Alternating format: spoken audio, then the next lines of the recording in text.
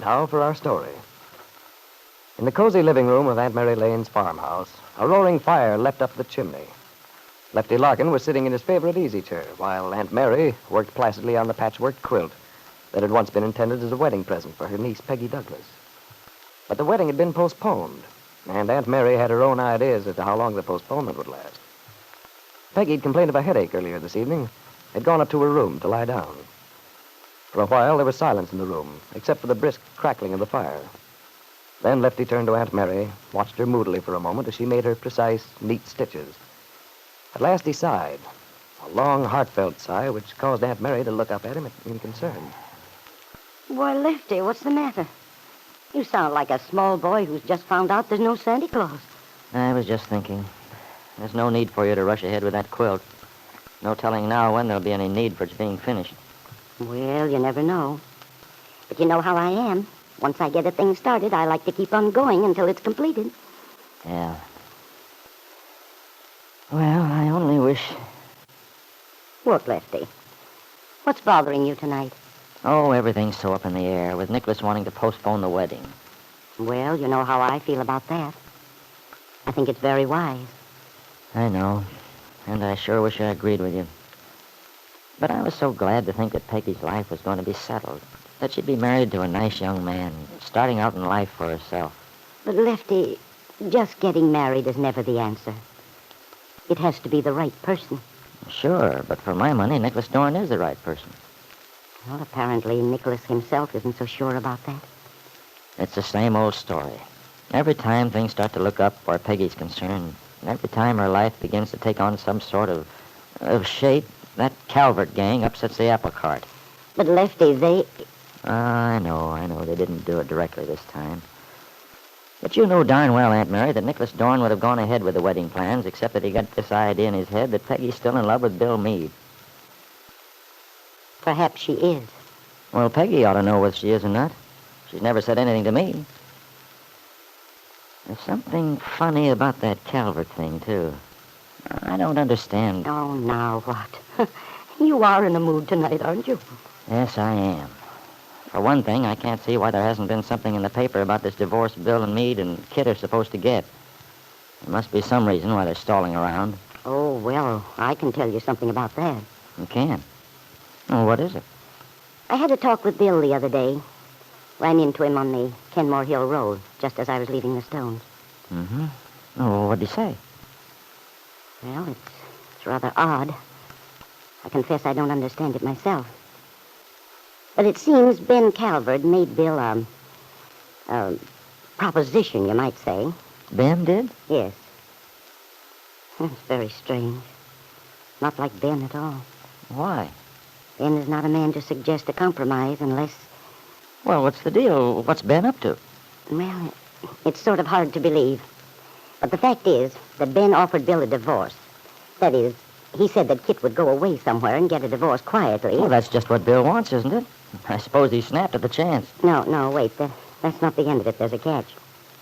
Ben said Kit would give Bill the divorce on the condition that Bill would relinquish all claim to the baby, to his son. Oh? Is that all? Well, looks like Bill would take Ben up on an offer like that. He doesn't want to be nursemaid to a baby a few months old if he really wants to be free from Kit. But, Lefty, the baby is Bill's son. He loves him. He wants to bring the child up himself.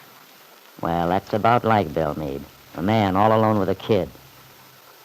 Why, he'd never win out in a million years if he tried to fight it out in court.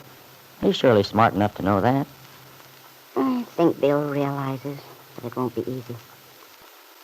Yes, you may be right.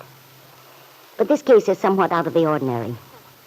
You never can tell what a judge would decide, taking everything into consideration.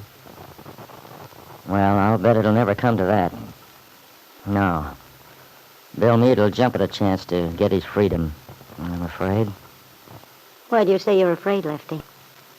You mean because... Well, Aunt Mary, with Nicholas postponing the wedding, I'm afraid because I just don't like the idea of Bill Meade being around loose. He's been enough of a headache married to Kit. But having him free and unattached, anything can happen. Well, Lefty, after all, it's something that's entirely out of our control. That's just the trouble. Out of control.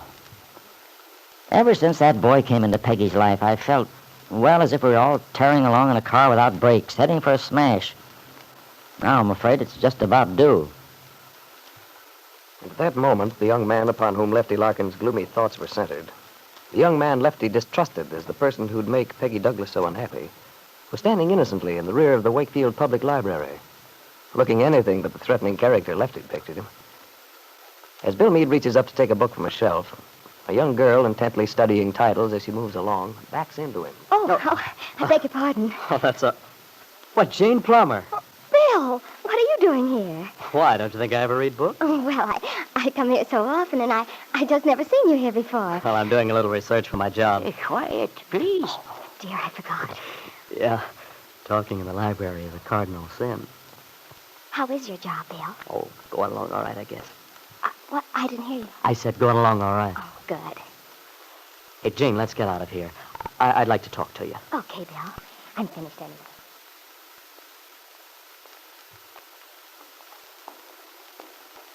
Well, this is more like it. I'll probably hear about this at school tomorrow. Why? I saw my principal over in the bird section as we went out. She gave me a very severe look. Bird section? What was she doing in the bird section? She's an authority on birds. She is. Mm-hmm. She can even imitate all the calls. At some of our school programs, Miss Brotherton is a star entertainer. The children love it. You wouldn't think it to look at her. I know. Oh, I really shouldn't laugh. She's awfully nice, and it's just about the only interest she has in life, poor thing. She's an old maid. Oh.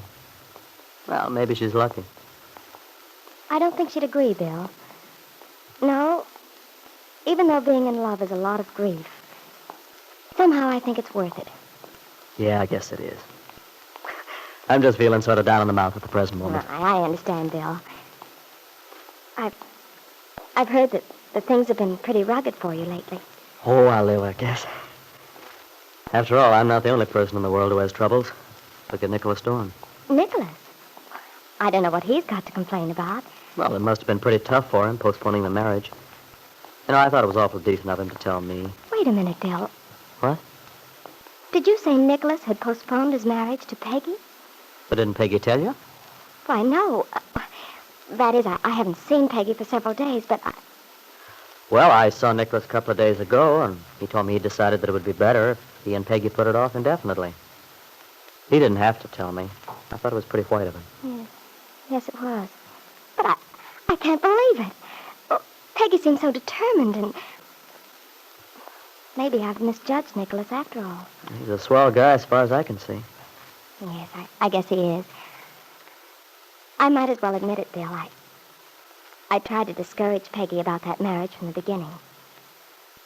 I just didn't feel it was right. Well, it's kind of hard for me to talk about it. Oh, I know it is, Bill. Well, maybe I shouldn't say this, the way your life is sort of mixed up at present. But to tell the truth, I've never been able to get it out of my head that you and Peggy, well, that you sort of belong together. Oh, that's nice of you, Jane. I appreciate your pulling for me, even though I guess I have no right. Well, Bill, I just want to tell you this. I think it's about the best news I've heard in a long time, that Peggy's not going to marry Nicholas after all. Oh, Bill, I'm so pleased about it. Aren't you? But as Jane turned excitedly toward Bill, she was surprised to see a somewhat bitter expression on his face.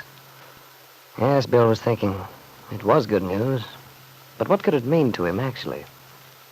He thought of Ben Calvert's proposition, of the opportunity that he had to regain his freedom. Now that Peggy was free, his own freedom could have meant so much. But then Bill thought of his child, thought how difficult the choice was which confronted him. The choice to be made between his baby son and the young girl he had always loved.